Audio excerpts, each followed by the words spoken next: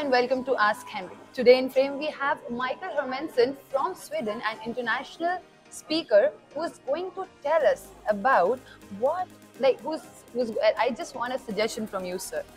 What is your one suggestion for India's education system? Well, one suggestion is today in this climate in 2023, I think we have to cherry pick. We have to take the best ideas from all over the world and try to create something good for the actual country. Because if we just continue the way we've been doing, I think there will be trouble.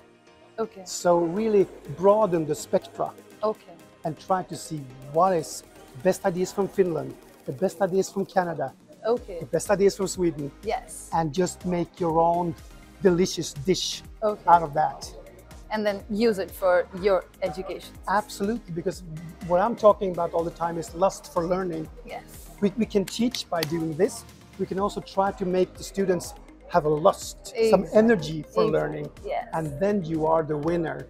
Yes, that's amazing. So we'll definitely forward your suggestion towards the educational system. Thank you so much, sir, for coming and joining. Thank you guys. Thank you